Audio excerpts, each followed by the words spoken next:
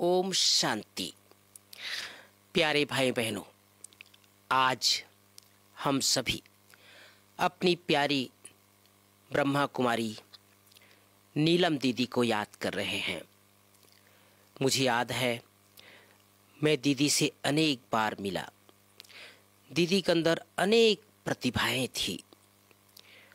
जब भी दीदी को याद करते हैं तो दीदी की अनेक गुण, अनेक विशेषताएं हमारे सामने आ जाते हैं।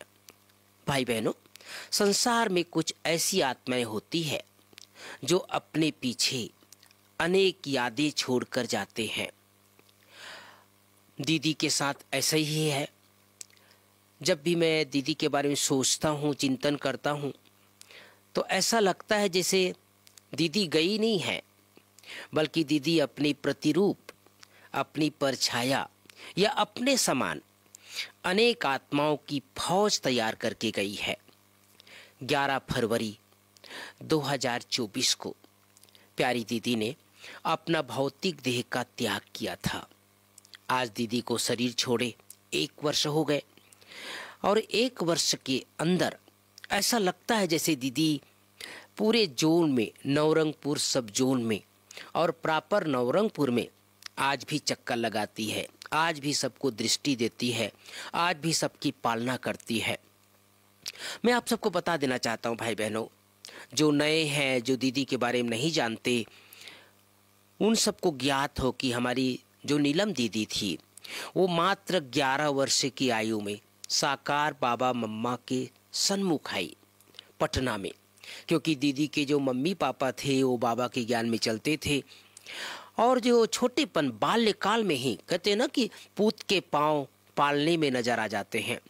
दीदी जब बाबा मम्मा के सामने आई और माता पिता का जो दृष्टि पड़ा दीदी के ऊपर, तो दीदी एक अंदर की प्रतिभा, दीदी की जो विशेषता थी उसमें निखार आने लग गया। दीदी कभी कभी हंसी में कहती थी कि हम तो बच्चे थे और बच्चे लोगों को क्या चाहिए, टोली चाहिए, प्रसाद चाहिए। तो कई बार बाबा का प्रवचन होता था, मम्मा का प्रवचन होता था और उसके बाद लास्ट में, जैसे हमारे यज्ञ में प्रथा है, टोली मिलती है। तो दीदी कहती थी हम तो टोली खाने के लिए खास बैठे रहते थे, अब टोली मिलेगा। तो छोटे बच्चे के रूप में आई और न सिर्फ बच्ची रही बल्कि अनेक बच्चों को भगवान का बना दिया।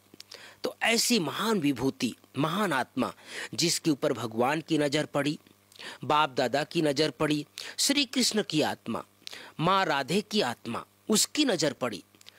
और वो भाग्यवान आत्माएं हैं जिन लोगों ने साकार माँ बाप की पालना में पले, आगे बढ़े। 1987 में, क्योंकि दीदी ने एक बार बताया था कि वैसे तो दीदी जो अलौकिक जन्म या लौकिक जन्म पटना में हुआ, लेकिन उसके बाद जब 1962 में दीदी ने जब अपना पूरा संपूर्ण जीवन बाबा को अर्पित कर दिया, उसके बाद बाबा ने उन्हें अनेक स्थानों पर सेवा के लिए भेजते रहे। कभी पटना में रही, कभी कलकत्ता में रही, कभी बंगाल में रही और उसके बाद दीदी अनेक स्थानों पर सेवा करते करते 1987 में नवरंगपुर आई। 1987 सुनते ही मुझे याद आ रहा था, ये भी परम सौभाग्य है। भले मैं दीदी से बहुत वर्षों से परिचित नहीं था, लेकिन मैं आप सबको बता देना चाहता हूँ 1987 में ही मेरा अलौकिक जन्म हुआ, मैं बाबा का बना। और जब मैं दीदी के बारे में सुना कि 1987 में दीदी नवरंगपुर आई, और नवरंगपुर एक आदिवासी बाहुल्य क्षेत्र जहाँ पर बहुत ग्रामीण लोग रहते हैं, आदिवासी लोग रहते हैं, जंगल है, पहाड़ है, जहाँ की सभ्यता संस्कृति बहुत प्राचीन है, ऐसे स्थानों पर जाकर के उन आत्माओं को बाबा का बनाना, उनका आत्माओं के जीवन में आमूलचूल परिवर्तन करना, ये बहुत बड़ी जिम्मेवारी दीदी को बाबा ने दिया था। और उस क्षेत्र पर हमारी दीदी ने अनेक आत्माओं को भगवान का बनाया। आप सोचो भाई बहनों, जब दीदी पहली बार नवरंगपुर गई होगी तो वहाँ पर किस तरह की सेवाओं के सामने, उनके सामने चुनौती आई होगी। एक किराए के मकान में रहना, लोगों को नया चीज से सिखाना, सुनाना, कितनी त्याग, कितनी तपस्या और कितना योग युक्त होकर के बाबा का ज्ञान वहां पर सुनाती रही। दीदी की कुछ विशेषताएं जो मैंने बहुत नजदीक से देखा, एक तो दीदी बहुत मिलनसार, किसी से भी मिलती थी बहुत प्यार से मिलती थी। दीदी के चेहरे को देख करके मम्मा बाबा का जो प्रतिरूप थे, एक समावेशन लगता था। मम्मा का भी पालना का स्वरूप और बाबा का पालना का स्वरूप, दोनों का मिश्रण दीदी के अंदर दिखाई देता था। दीदी सदैव मुस्कुराती रहती थी। कभी दीदी को मैंने बहुत गंभीरता नहीं देखा, सदैव मुस्कुराते हुए सबसे मिलती थी। दीदी अपने अनुभव में सुनाया करती थी कि जब से मैं ज्ञान में आई हूँ, बाबा की जो मुख्य धारणा पवित्रता, उसको मैंने बहुत पक्का किया।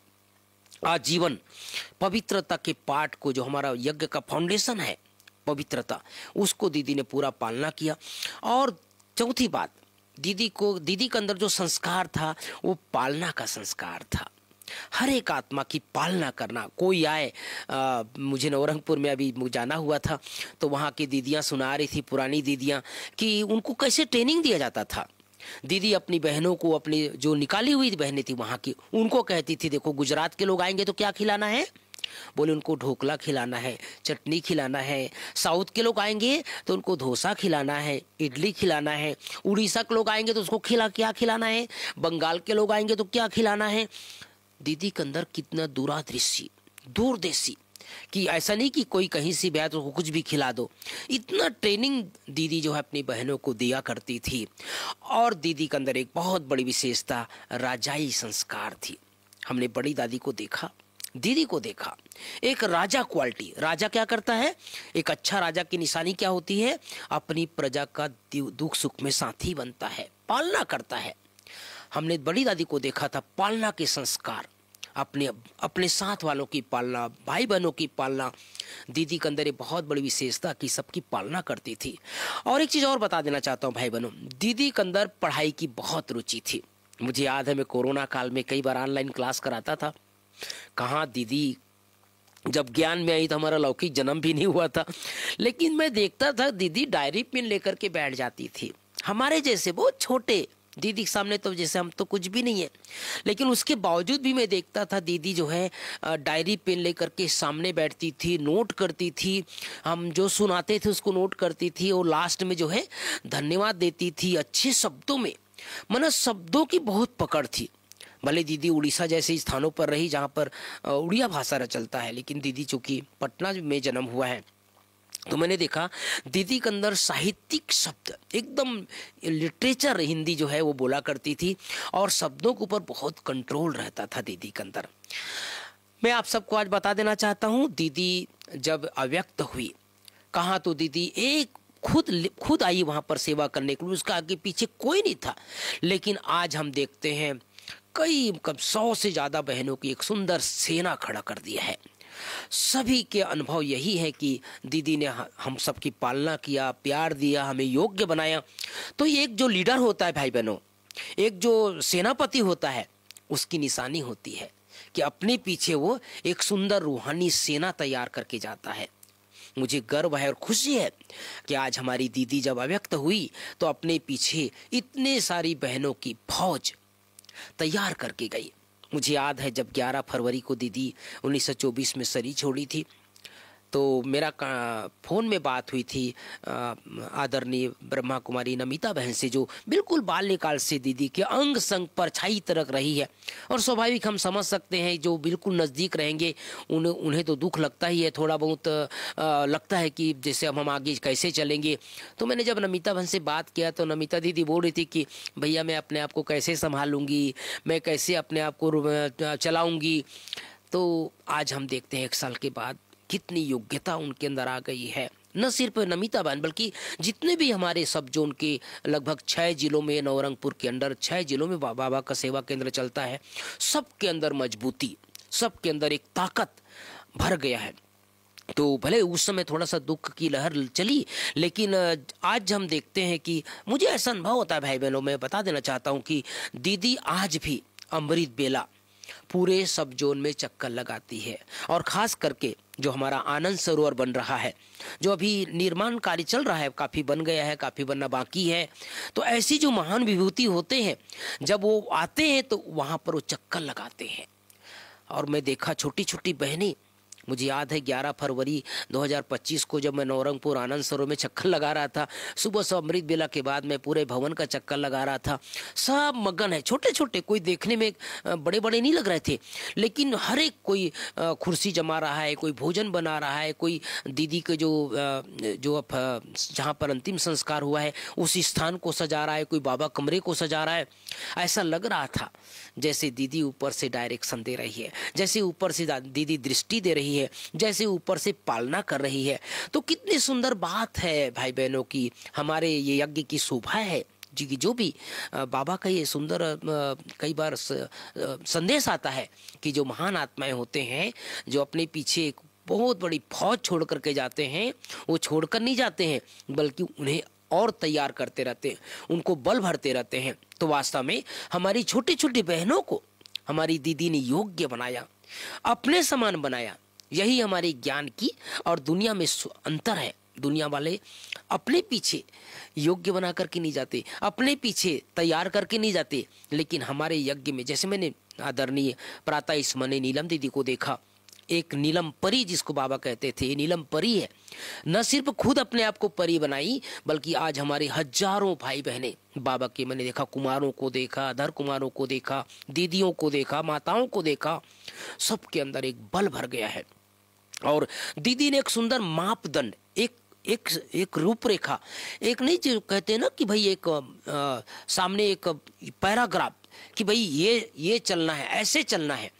तो एक सुंदर हमारे लिए मार्ग प्रशस्त करके गई है। खुद त्याग किया, खुद तपस्या किया, खुद सहन किया। वहाँ के लोगों के सामने कितनी बातें आई होगी जब सेवा शुरू की होगी।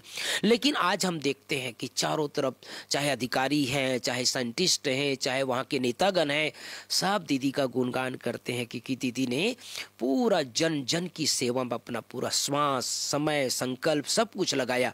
इसलिए एक अपने पीछे एक सुंदर विरासत छोड़ करके गई है, एक सुंदर फौज तैयार करके गई है।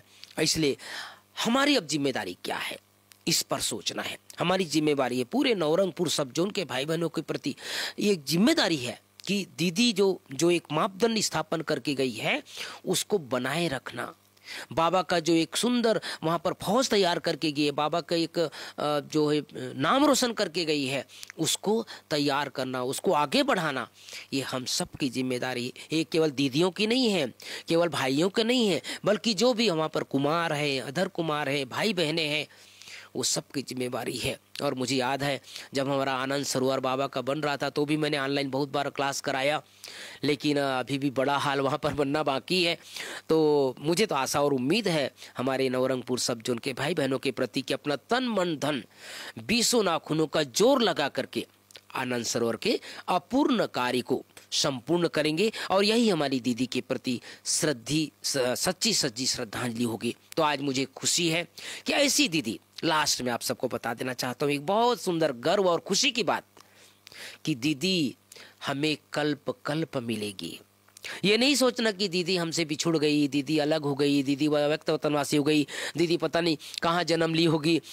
लेकिन इस बात का खुशी है कि हमें हर कल्प, हर 5000 वर्ष के बाद ऐसी प्यारी दीदी जो भगवान के रथ के द्वारा पालना में पली है, जो मम्मा, जो जगदम्बा की आत्मा, माँ सरस्वती की आत्मा, दुर्गा की आत्मा, उसकी दृष्टि पड़ी, ऐसी आत्मा के हमको पालना मिलेगी। और 84 जन्म भी हम सब अनेक बार दीदी के साथ रहेंगे, दीदी की पालना में पलेंगे, दीदी के इर्द गिर्द रहेंगे। लेकिन याद नहीं रहेगा, संगम युग पर जब भी नवरंगपुर पहुंचेंगे हर कल्प 1987 में, तो दीदी के सानिध्य हम सबको प्राप्त होगा। तो ऐसी दीदी को सत सत नमन। मैं लास्ट में कहना चाहूंगा, एक कहावत है ना, दुनिया के लिए कहावत है, जब तक सूरज चांद रहेगा दीदी आपका नाम याद रहेगा, दीदी आपका नाम पाला रहेगा। तो आप सब भाई बहनों को आज के सुंदर दिवस पर हमारी दीदी को सभी के तरफ से अश्रुपूर्ण श्रद्धांजलि। और दीदी का अनेक विशेषताओं को अपने जीवन में धारण करते चलें। यही सच्ची हमारी दीदी के प्रथम पुण्यतिथि पर सच्ची श्रद्धांजलि होगी। ओम शांति, ओम शांति।